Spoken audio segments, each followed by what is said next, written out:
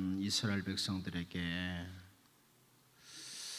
하나님께서 드디어 10번째 재앙, 애굽의 모든 장자를 죽이시는 그 능력을 보이시죠. 이제 이스라엘 백성들은 애굽 땅을 떠나서 광야를 거쳐서 약속의 땅으로 이동해야 될 상황이었습니다. 그때 이 사람들에게 필요한 것이 무엇일까요? 이제 애굽에서 떠나서 약속의 땅을 향해서 긴 여정을 떠나야 될 텐데, 그때 이들이 가지고 가야 될 것, 꼭 필요한 것, 있어야 될 것, 그것은 무엇이었을까요? 여러분, 만일 여러분 가족이 내일 아침에 온 가족이 함께 멀리 이동을 한다, 뭘 준비하고 챙기겠습니까? 오늘 어떤 것들을 준비하시겠습니까? 내일 멀리 온 가족이 이동을 한다면 오늘 무엇을 준비하겠습니까? 우선 당장 먹을 것부터 준비하지 않겠습니까? 그것이 돈으로 준비하는 것이든 혹은 음식으로 준비하든 뭔가 먹고 살 걸 준비해야 되지 않겠습니까? 그런데 여러분, 출애굽 12장 8절에서 10절 말씀을 보면요, 그 밤에 그 고기를 불에 구워 무교병과 쓴 나물과 아울러 먹되 날것으로나 물에 삶아서 먹지 말고 머리와 다리와 내장을 다 불에 구워 먹고 아침까지 남겨두지 말며 아침까지 남은 것은 곧 불사르라. 그럽니다. 내일이면 애굽으로 먼 길을 떠나야 될 사람들인데요, 먼 길을 이동하는 동안에 먹을 것, 입을 것 준비하라고 하시지 않습니다. 오히려 오늘 밤에 먹다가 남은 것 있으면 다 불살라버려라. 불로 태워버려라. 하나님께서는 모세를 통해서 이스라엘 백성들에게 그 먼 길을 떠날 그 사람들에게 다른 것들을 준비하도록 하지 않으시고, 오히려 출애굽기 12장 14절 말씀을 보면 너희는 이날을 기념하여 여호와의 절기를 삼아 영원한 규례로 대대로 지킬지니라, 이렇게 강조를 하십니다. 이 절기 잘 지키도록 해라, 이것만 강조하세요. 여러분, 이 절기 지키는 문제야 1년 후에 지켜야 될 문제잖아요. 그러니까 천천히 강조해야 되지 않나요? 그런데 길을 떠나기 위해서 어떤 물건을 준비하는 것에는 전혀 언급이 없고, 그런데 관심이 없어요. 무슨 말씀입니까, 여러분? 애굽을 떠나서 약속의 땅으로 가는 이스라엘 백성들에게 꼭 있어야 될 게 뭐였냐? 많은 물질이 아니었다는 겁니다. 먹을 것이 아니었다는 거예요. 그들에게 반드시 필요한 것은 하나님이었습니다. 하나님이었습니다. 하나님 놓치지 말라는 거예요. 아무런 음식을 안 가져가도 괜찮다, 그러나 하나님을 놓치면 안 돼. 이걸 보여주는 거죠. 애굽에서 건져내신 하나님, 그 하나님을 붙들고 있는 것이 많은 물질을 싸가지고 가는 것보다 훨씬 중요하다. 아니, 반드시 있어야 될 것이다. 우리가 알다시피 이스라엘 백성들이요, 광야에서 하나님을 놓칠 때 어떤 일이 생깁니까? 원망과 불평뿐만 아니라 온갖 문제들이 다 일어납니다. 하나님을 놓칠 때. 이제 11월 달인데요, 올해 얼마 남지 않았습니다. 여러분, 그 무엇보다도 주님을 붙들고 가는 것, 우리 주님 붙들고 올해를 넘기셔야 됩니다. 그런데 오늘 본문을 통해서 그러면 사도 베드로가 주님의 백성들이, 주님을 붙들고 살아가는 주님의 백성들이 늘 있어야 될 게 뭐냐, 이 부분을 설명하는 것을 보면서 좀 기도하면서 올해를 잘 마무리하는 우리 모두가 될 수 있기를 원합니다. 첫 번째는요, 하나님을 향한 믿음과 소망입니다. 한번 점검하시고 지나가셔야 됩니다. 하나님을 향한 믿음과 소망. 오늘 본문 21절을 보면 너희는 그를 죽은 자 가운데서 살리시고 영광을 주신 하나님을 그리스도로 말미암아 믿는 자니 너희 믿음과 소망이 하나님께 있게 하셨느니라. 먼저 사도 베드로는 우리가 어떤 사람들인지를 설명해 주고 있어요. 우리는 예수님을 죽은 자 가운데서 살리시고 영광을 주신 하나님을 믿는 자다, 이런 표현을 합니다. 그 하나님을 그리스도로 말미암아 믿는 자다, 이런 표현을 해주고 있습니다. 단순히 초월에 계신 분, 하늘에 계신 분, 우리보다 능력이 많으신 분, 이 정도로 믿고 있는 게 아니라는 겁니다. 우리의 믿음은 우리 위해 모든 죄를 짊어지시고 대신 십자가에 죽으신 그 예수님을 죽은 자 가운데서 살리신 분, 그리고 영광을 주신 그 하나님을 믿는 자다. 단순히 내 생각과 내 실력을 가지고 믿는 게 아니라 예수 그리스도로 말미암아 믿는 자다, 이런 설명을 해주고 있어요. 우리가 어떤 자인지는 이 정도만 설명을 하고요, 우리가 우리의 믿음과 소망을 여기 보니까 하나님께 있게 하셨다. 하나님께. 여러분 누구 믿고 사십니까? 하나님 믿고 사십니까? 하나님 믿고 올해 넘기셔야 됩니다. 여러분이 올해 한 해 동안 여기까지 쌓아둔 재물을 믿고 올해를 넘겨보려고 하면 큰 낭패를 봅니다. 여러분이 지나간 시간들 동안에 사람들과의 관계 잘 맺어온 것 가지고 2015년을 넘기려고 하면 큰 실망하십니다. 그런데 우리의 믿음 누구에게요? 하나님께요. 우리의 소망을 하나님께. 돈이나 권력이나 어떤 것들을 세상에 잠시 있다가 두고 갈 것을 믿고 살아가는 자가 아니라 하나님께 믿음을 두고 살아가는 자. 점검하셔야 돼요. 늘 있어야 되는데, 나 지금 하나님 믿고 있느냐? 오늘 하루를 또 한 달 한 달을 살아가면서 하나님 정말 믿고 걸어가느냐, 아니면 다른 것들에 더 관심 많이 두고 그것 믿고 사느냐? 선지자 호세아가 안타까운 메시지를 하죠. 호세아 7장 11절이에요. 에브라임은 어리석은 비둘기같이 지혜가 없어서 애굽을 향하여 부르짖으며 아스루로 가는도다. 여러분 이게 남의 이야기가 아니라는 걸 아십시오. 호세아 당시의 이야기만은 아니라는 걸 아십시오. 에브라임은 북이스라엘을 대표하는 지파죠. 어리석은 비둘기 같다. 지혜가 없다. 그래서 하나님을 향해서 부르짖으며 가야 되는데 그 당시에 강대국인 애굽과 아수르를 향해서 부르짖으면서 간다는 거예요.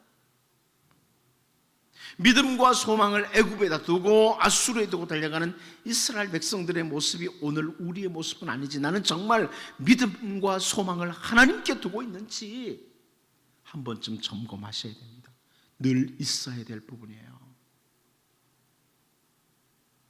바라기는 여러분, 올해 2015년을 넘기면서 나는 정말 하나님께 믿음과 소망을 두고 있는가? 난 이거 가지고 있는가? 아니면 세상 사람들처럼 막연한 소망이나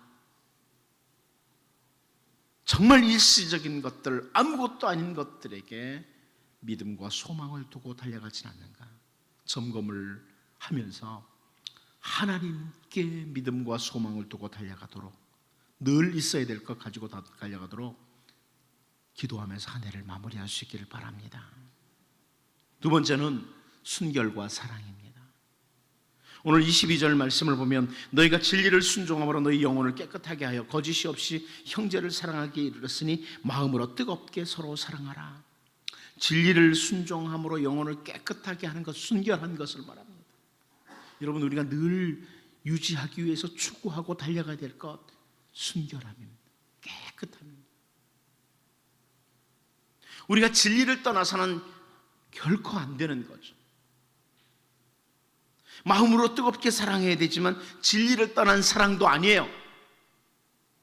진리와 사랑, 순결과 사랑이에요. 여러분 진리를 놓친 사랑은 올바른 사랑이 아닙니다. 우리가 진리를 놓치면 엉뚱한 것들을 사랑하게 돼요. 먼저 진리를 순종함으로 우리의 영혼이 깨끗해야 돼요. 이 사도 베드로의 표현을 보세요. 진리를 순종할 때에 영혼이 깨끗해져요. 하나님의 말씀을 많이 알고 있다고 영혼이 깨끗해지는 게 아니라 하나님의 말씀을 순종할 때 우리의 영혼이 깨끗해진다. 이런 표현을 쓰고 있어요. 그리고 거짓이 없이 형제를 사랑한다. 우리 주님이 당시 바리새인과 서기관들에게 대한 것을 보면은 때로는 정말 예수님 사랑이 없는 것 같아 이렇게 느낄 때도 있어요. 주님이 무섭게 하시는 말씀 가운데 마태복음 23장 25절 26절 보세요. 화 있을진저 외식하는 서기관들과 바리새인들이여 잔과 대접의 겉은 깨끗이 하되 그 안에는 탐욕과 방탕으로 가득하게 하는도다. 눈먼 바리새인이여 너는 먼저 안을 깨끗이 하라. 그리하면 겉도 깨끗하리라. 진리와 함께 사랑하는 거죠. 때로는 잘못을 지적하면서 진리와 함께 사랑하시는 거예요. 우리가 늘 가지고 있는지 확인해야 될 겁니다. 이제 2015년 거의 마무리되는 시점에서 나는 진리를 정말 순종함으로 순결함을 유지하고 있는가? 내가 하나님의 백성으로서 나는 거짓 없는 사랑을 지금 계속 추구하고 있는가? 이제 진리를 순종함으로 날마다 순결한 백성으로 거짓이 없는 사랑 이렇게 추구하는 늘 나에게 있어야 될 것, 이것을 확인하면서 한 해를 잘 마무리할 수 있기를 원합니다. 마지막 한 가지 더 보면 복음의 말씀입니다. 오늘 23절을 보면 너희가 거듭난 것은 썩어질 씨로 된 것이 아니요 썩지 아니할 씨로 된 것이니 살아있고 항상 있는 하나님의 말씀으로 되었느니라 이렇게 표현합니다. 썩어질 씨로 말미암아 우리가 거듭난 것이 아니다. 여기 씨라는 단어는 그 인간의 재생산을 위한 씨도 있지만 식물의 씨도 되는 이런 단어인데요. 그런데 우리의 거듭남이 썩어질 씨로 된 것이 아니다. 무슨 말이에요? 이 표현은 우리 인간 부모로 말미암아 받은 생명을 가리키는 게 아니라는 거죠. 혈통적으로 아브라함의 후손이기에 우리 부모님이 목사고 장로고 권사고 이랬기 때문에 내가 거듭났다 이게 아니라는 거예요. 썩지 아니할 씨 곧 하나님의 말씀으로 되었다. 여러분 하나님의 말씀으로 거듭났다 이 말씀은요 하나님의 말씀이 우리의 영혼을 영생으로 살리는 수단이라는 의미예요. 수단이다. 예수 그리스도의 십자가 사건으로 말미암아 예수 그리스도를 믿음으로 말미암아 동시에 성령으로 말미암아 우리가 거듭났죠. 그런데 말씀이라는 수단으로 우리를 거듭나게 하신다는 거예요. 그래서 사도들이 부지런히 말씀을 전하죠. 복음을 선포합니다. 예수 그리스도의 사건 그 복음을 선포하는 거예요. 그리고 성령님께서 역사하는 거죠. 거듭나게만. 야고보도 그런 표현했습니다. 야고보서 1장 18절 말씀을 보면 그가 그 피조물 중에 우리로 한 첫 열매가 되게 하시려고 자기의 뜻을 따라 진리의 말씀으로 우리를 낳으셨느니라. 진리의 말씀이라는 수단으로 우리를 하나님의 자녀 삼으셨다는 거예요. 오늘 본문 24절 25절을 보면 그러므로 모든 육체는 풀과 같고 그 모든 영광은 풀의 꽃과 같으니 풀은 마르고 꽃은 떨어지되 오직 주의 말씀은 세세토록 있도록 하였으니 너희에게 전한 복음이 곧 이 말씀이니라. 주님의 말씀이 세세토록 있는데 그 복음이 예수님의 십자가 사건이 곧 말씀이라는 거예요. 그러므로 여러분 우리가 늘 복음이 있는가, 내 안에 복음이 탁 자리를 잡고 있는가를 확인하셔야 돼요. 예수 그리스도의 십자가 복음이 내 안에 탁 자리를 잡고 있는가. 복음이 있는 사람은요 십자가만 생각해도 감격이 돼요. 진짜 복음이 있는 사람은 은혜인 줄 알고 살아요. 한 걸음 한 걸음이 은혜인 줄 알고 살아요. 우리는 세상의 철학이나 구수한 이야기를 통해서 우리가 거듭나고 힘을 얻고 이렇게 사는 게 아닙니다. 늘 복음이 내 안에 있도록 말씀이 내 안에 있도록. 이제 여러분, 얼마 후면 우리는 새로운 해를 또 맞이하기 위해서 준비를 해야 되는데요, 우리 안에 늘 하나님께 둔 믿음, 소망 충만하도록 기도해야 되고요, 그리고 늘 진리를 순종함으로 영혼을 순결하게, 동시에 거짓이 없이 형제를 사랑하는 순결과 사랑이 늘 있도록, 이걸 추구하도록, 그리고 생명의 복음, 하나님의 말씀이 내 안에 늘 가득하도록, 이런 사람으로 달려가도록, 이런 것들이 늘 있도록 기도하면서 올 한 해의 마무리들을 잘 해나가는 이런 은혜가 있기를 원합니다. 이 시간 같이 한번 기도하겠습니다. 여러분, 기도할 때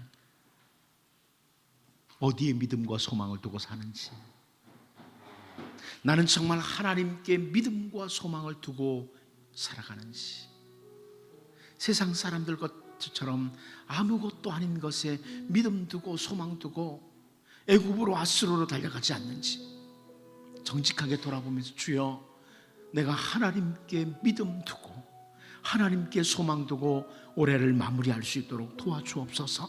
한번 기도하겠습니다. 하나님, 우리 아버지, 시간 하나님 앞에